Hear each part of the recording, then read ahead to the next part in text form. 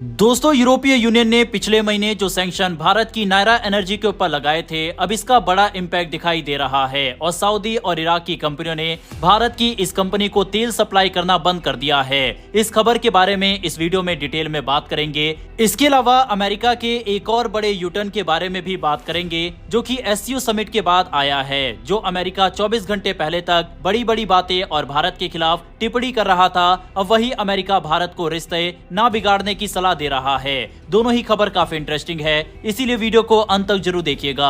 तो चलिए शुरू करते हैं इस वीडियो को। सऊदी और इराक से आई इस खबर ने भारत की तेल इंडस्ट्री में हलचल मचा दी है। दरअसल सऊदी अरब की तेल कंपनी सऊदी अरामको और इराक की सरकारी तेल कंपनी सोमो ने भारत की निजी रिफाइनरी कंपनी नायरा एनर्जी को कच्चा तेल बेचना बंद कर दिया है। ये कदम यूरोपीय संघ द्वारा जुलाई में लगाए गए प्रतिबंधों के बाद उठाया गया। नायरा एनर्जी पर यह रोक इसलिए लगी क्योंकि ये कंपनी रूस समर्थित है। नायरा एनर्जी का बड़ा हिस्सा रूस की प्रमुख तेल कंपनी रोसनेफ्ट के पास है। यूरोप ने जब रूस से जुड़ी कंपनियों पर सख्त आर्थिक और व्यापारिक पाबंदियां लगाई, तो उसका असर सीधे सीधे नायरा एनर्जी पर भी पड़ा।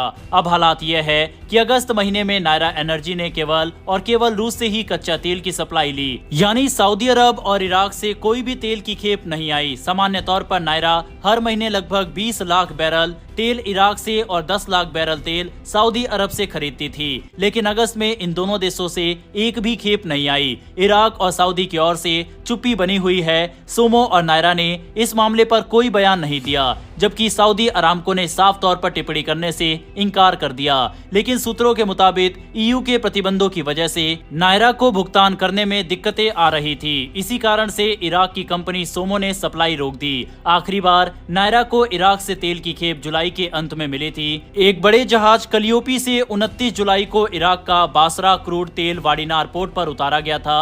वहीं सऊदी अरब से आखिरी सप्लाई 18 जुलाई को आई थी, जब VLCC जॉर्जियस नाम के जहाज से 10 लाख बैरल अरब लाइट क्रूड ऑयल लाया गया था। उसके साथ ही उतनी ही मात्रा में बासरा हैवी क्रूड भी था। उसके बाद नायरा को सऊदी से कोई खेप नहीं मिली। अब नायरा एनर्जी सीधे रूस की कंपनी रोसनेफ्ट से तेल ले रही है। नई दिल्ली में रूसी दूतावास के एक अधिकारी ने पिछले महीने ही इसकी पुष्टि की थी। हालांकि तेल मिल जाने के बावजूद नायरा की मुश्किलें खत्म नहीं हुई। कंपनी का वाडिनार स्थित रिफाइनरी प्लांट, जिसकी क्षमता रोजाना 4 लाख बैरल तेल प्रोसेस करने की है, फिलहाल केवल 70 से 80% क्षमता पर ही काम कर पा रही है। वजह यह है कि ईयू प्रतिबंधों के कारण नायरा के लिए अपना बना हुआ पेट्रोल, डीजल और दूसरे उत्पाद बेचना मुश्किल हो गया है। शिपिंग सेक्टर में भी कंपनी को भारी दिक्कतें झेलनी पड़ रही है। आमतौर पर बड़ी शिपिंग कंपनियां नायरा का ईंधन ढोती थी, लेकिन प्रतिबंध लगने के बाद उन्होंने दूरी बना ली। मजबूरी में नायरा को अब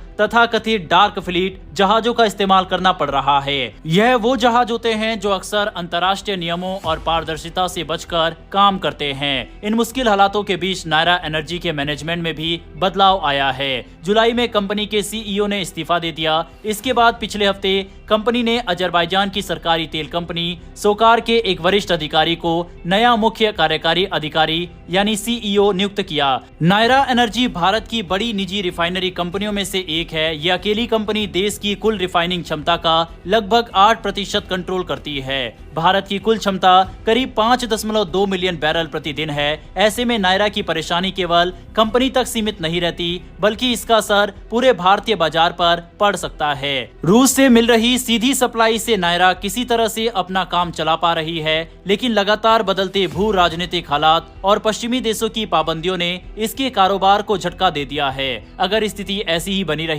तो भविष्य में कंपनी की उत्पादन क्षमता और कम हो सकती है, जिससे भारतीय ईंधन बाजार पर दबाव पड़ेगा। बहरहाल इस खबर के ऊपर अपनी राय कमेंट बॉक्स में लिखकर बताइएगा। बढ़ते हमारी अगली खबर की तरफ। अमेरिका के राष्ट्रपति डोनाल्ड ट्रंप के ट्रेड एडवाइजर पीटर नवारो ने भारत की रूस और चीन के साथ बढ़ती नजदीकियों पर कड़ी नाराजगी जताई है। उन्होंने प्रधानमंत्री नरेंद्र मोदी की रूस के राष्ट्रपति व्लादिमीर पुतिन और चीन के राष्ट्रपति शी जिनपिंग से मुलाकात को लेकर बेहद आपत्तिजनक बयान दिया। नवारो ने कहा, ये शर्म की बात है कि मोदी शी जिनपिंग और पुतिन के साथ खड़े हो रहे हैं। मुझे नहीं पता कि वह क्या सोच रहे हैं। हमें उम्मीद है कि मोदी समझेंगे कि उन्हें हमारे साथ होना चाहिए, रूस के साथ नहीं। मतलब पिछले कुछ समय से इस इंसान के बयान सुनकर काफी हंसी आती जाती है, कभी बोलता है अमेरिका भारत को सबक सिखाएगा, कभी बोलता है भारत रूस और चीन के साथ ना खड़ा होकर अमेरिका के साथ देना चाहिए। वहीं नवारो का ये बयान उस समय आया जब प्रधानमंत्री मोदी चीन में हुए शंघाई सहयोग संगठन सम्मेलन में शामिल होने गए थे। वहीं पर उनकी मुलाकात पुतिन और शी जिनपिंग से भी हुई थी। दरअसल ट्रंप प्रशासन लगातार भारत की रूस से तेल खरीदने की नीति पर आपत्ति जता रहा है। उनका आरोप है कि भारत जिस डिस्काउंटेड तेल को रूस से खरीद रहा है उससे रूस को पैसा मिल रहा है और वही पैसा यूक्रेन युद्ध को चलाने में इस्तेमाल हो रहा है। नवारो का दावा है कि मोदी सरकार इस हकीकत से इनकार कर रही है, लेकिन ये पूरी तरह सच है। हालांकि नवारो यही नहीं रुके, उन्होंने प्रधानमंत्री मोदी और भारत को लेकर कई विवादित बातें कही। सबसे पहले उन्होंने भारत को महाराजा ऑफ टैरिफ्स कहा। उनका कहना था कि भारत दुनिया की बड़ी अर्थव्यवस्थाओं में सबसे ऊंचे टैरिफ लगाता है। उन्होंने आरोप लगाया कि भारत व्यापार के मामले में न सिर्फ अनुचित रवैया अपना रहा है बल्कि रूस से तेल खरीदकर दोहरी गलती कर रहा है। उनके मुताबिक भारत की समस्या दोहरी है। 25% मुद्दा टैरिफ का है और 25% रूस से तेल खरीदने का, यानी आधी समस्या व्यापार की है और आधी तेल की। इससे भी आगे बढ़कर नवारो ने भारत के सामाजिक ढांचे पर हमला बोल दिया। उन्होंने कहा कि ब्राह्मण रूस से सस्ता तेल खरीदकर आम भारतीयों की कीमत पर मुनाफा कमा रहे हैं। उनका ये बयान भारत के जातिगत ढांचे को लेकर बेहद विवादित माना जा रहा है। उन्होंने भारत को रूस का क्रेमलिन लॉन्ड्रोमेट तक कह दिया, मतलब कि भारत रूस से सस्ता तेल खरीद रहा है, उसे रिफाइन करके महंगे दामों पर विदेशों में बेच रहा है। नवारो का आरोप है कि इस प्रक्रिया में रूस को पैसे मिलते हैं और वही पैसा यूक्रेन के खिलाफ जंग में लगाया जा रहा है। नवारो ने यह भी कहा कि अमेरिका के टैक्स पेयर को मजबूरी में यूक्रेन को और ज्यादा पैसा भेजना पड़ता है क्योंकि भारत की नीतियों से रूस मजबूत हो रहा है। साथ ही उन्होंने ट्रंप सरकार के उन फैसलों का बचाव किया जिनमें भारत के निर्यात पर भारी टैरिफ लगाए गए थे। उनका तर्क है कि भारत के रूस और चीन से रिश्ते बढ़ने से पूरी दुनिया की स्थिरता खतरे में पड़ रही है। दूसरी ओर भारत ने इस पूरे विवाद पर अपना साफ स्थिति रखी है।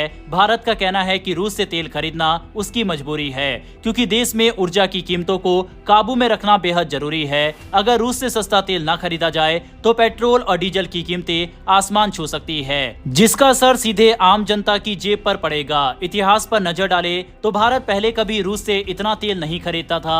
भारत की ज्यादातर जरूरतें मध्य पूर्व के देशों से पूरी होती थी, लेकिन 2022 में जब रूस ने यूक्रेन पर हमला किया तब तस्वीर बदल गई। पश्चिमी देशों ने रूस पर पाबंदियां लगाई और G7 देशों ने तेल की कीमत पर $60 प्रति बैरल की सीमा तय कर दी। इसका मकसद था कि रूस को तेल से बहुत ज्यादा मुनाफा ना हो, लेकिन सप्लाई भी पूरी तरह बंद ना हो। यही वजह है कि भारत को सस्ता तेल खरीदने का मौका मिला और उसने उसका भरपूर इस्तेमाल किया।